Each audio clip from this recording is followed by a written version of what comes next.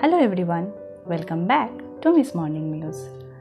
গতদিনের ভিডিওতে যেমন আমি বলেছিলাম যে সপ্তাহে একটা দিন আমরা এমন একটা সেশন রাখবো যে সেশনে আমরা অল্প বিস্তর ইংরেজি শিখতে পারবো।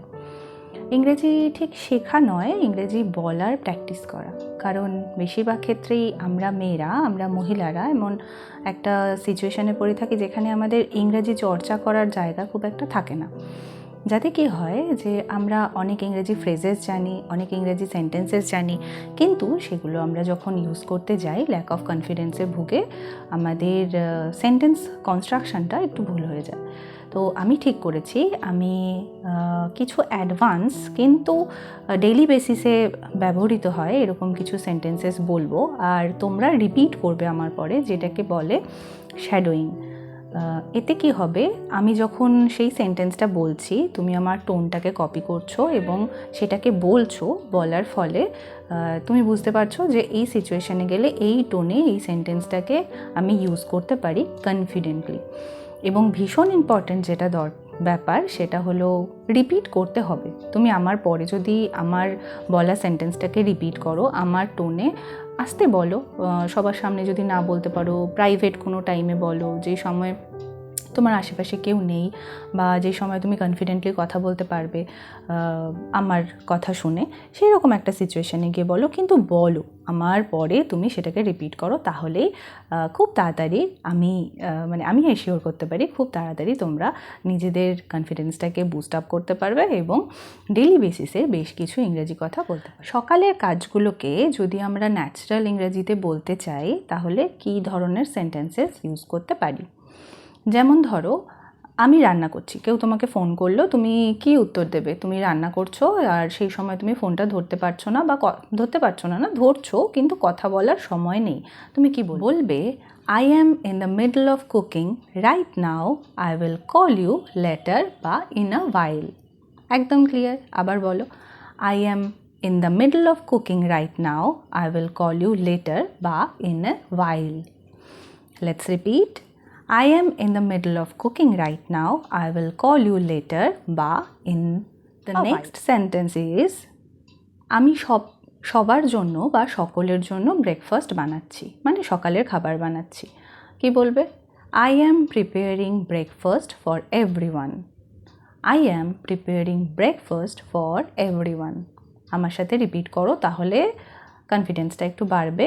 আর কথাগুলো বললে কি হয়, জিভের জড়তাটাও কেটে যায়, সেটা ভীষণ দরকার ইংরেজি স্পিকিং বা যে কোনো ল্যাঙ্গুয়েজ স্পিকিংয়ের ক্ষেত্রে। বলাটা, শোনা যেমন ইম্পর্টেন্ট, তার সাথে সাথে বলাটা, প্র্যাকটিস করাটা ভীষণ important. I am preparing breakfast for everyone. Next sentence হলো, আমি একটু ব্যস্ত আছি, আমি কি তোমাকে একটু পরে ফোন করব বা পরে তোমার সাথে কথা বলবো? সেক্ষেত্রে কি বলবে? সেক্ষেত্রে বলবে I am busy right now, I will call you later বা I will talk to you later. Next part হলো বাচ্চাদের সাথে কিভাবে ইংরাজিতে একটু অ্যাডভান্স লেভেলে কথা বলবে বা একটু বড় সেন্টেন্স বলবে। ধরো বলতে চাইছো যে ওইভাবে দৌড়িও না, পড়ে যাবে। Don't run like that, you will fall down. Don't run like that, you will fall down. Don't run like that, you will fall down. আগে নিজের খাবার শেষ করো, তারপরে গিয়ে খেলতে পারবে। কি বলবে সেক্ষেত্রে বলবে finish your food first, then you can go and play. Finish your food first, then you can go and play. Finish your food first, then you can go and play. ধরো তোমার সন্তান সারা ঘরে খেলনা ছড়িয়ে রেখে খেলছে, সেক্ষেত্রে তুমি কি বলবে? তুমি চাইছো ও সেগুলোকে গুছিয়ে রাখুক, সেক্ষেত্রে কি বলবে? সেক্ষেত্রে বলবে put your toys back in their own place. Put your toys back in their own place. Put your toys back in their own place. তোমরা কি জানো, তোমরা কিন্তু বাড়ির কাজ করতে করতেও ইংরেজি প্র্যাকটিস করতে পারো। মানে ধরো বাড়ির কোনো কাজ করছো, তোমার সাথে কথা বলার কেউ নেই, কিন্তু তুমি চাইছো সেই মুহূর্তেও তুমি তোমার ইংরাজিটা পলিশ করবে, মানে যেটাই উচিত, সব ক্ষেত্রেই সেটাই উচিত। সেক্ষেত্রে কি করবে? তুমি নিজে যে কাজটা করছো সেই কাজটা ইংরেজিতে বলতে থাকবে, প্রত্যেকটা কাজ। I am cleaning my room right now বা I am finishing all of my task. যেমন বলতে পারো আজকে আমার হাতে অনেক কাজ। কি বলবে? I have a lot of work to do today. I have a lot of stuff to do today. I have a lot of work to do today, বা I have a lot of work to finish. এই phone করার ব্যাপারটা আবার বলি, যদি কেউ phone করে বা কেউ কথা বলতে চাইছে সেক্ষেত্রে তুমি কি বলবে? সেক্ষেত্রে তুমি কি বলতে পারো? I will call once I finish my work. I will call you once I finish my work. I will call you বা I will talk to you once I finish my work বা task বা staff whatever, মানে যেটাই তুমি বলো সেটাই এক্ষেত্রে প্রযোজ্য। এই সব ওয়ার্ডগুলোই এক্ষেত্রে যায়। নেক্সট পার্ট হলো তুমি প্রতিদিনের ইংরাজিগুলোকে কীভাবে একটু ন্যাচারাল ওয়েতে বলবে। ধরো তুমি বলতে চাইছো কাউকে যে তুমি মনে হচ্ছে আজকাল খুব ব্যস্ত থাকছো, সেটাতে কি বলবে? You seem quite busy these days. You seem quite busy these days. You seem quite busy these days. কারোর সাথে দেখা হয়েছে, তার সাথে অনেক দিন কথা হয় না, তার সাথে অনেক দিন দেখা হয় না, সেক্ষেত্রে কি বলবে? সেক্ষেত্রে বলবে It's been a long time since we last talked. It's been a long time since we last talked. It's been a long time since we last talked.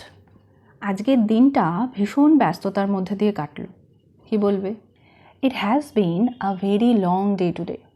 It has been a very busy day today. It has been a very suffocated day today. Whatever.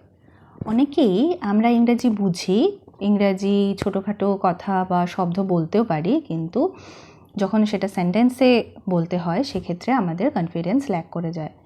আর এর ক্ষেত্রে একটাই উপায় আমাদের কাছে আছে, সেটা হলো regular practice করা। আমরা যদি রোজ প্র্যাকটিস করি আমাদের কথাগুলোকে, সেক্ষেত্রে কিন্তু আর কোনো সমস্যা হবে না।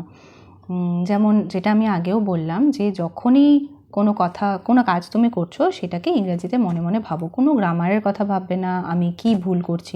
দেখো আইয়ের পরে অ্যাম বসে, এটা আমরা সবাই জানি, ইউর পরে আর বসে, এটা আমরা সবাই জানি, বা অন্য কোনো কিসের ক্ষেত্রে ইজ বসে, সেটাও হি ইজ, শি ইজ, এগুলো কিন্তু আমরা মোটামুটি সবাই জানি। এইগুলো আমাদের সমস্যার কারণ নয়। সমস্যার কারণ হলো আমরা ল্যাক অফ কনফিডেন্সে ভুগি, চর্চার অভাবে, কথা বলতে না পারার সমস্যার কারণে।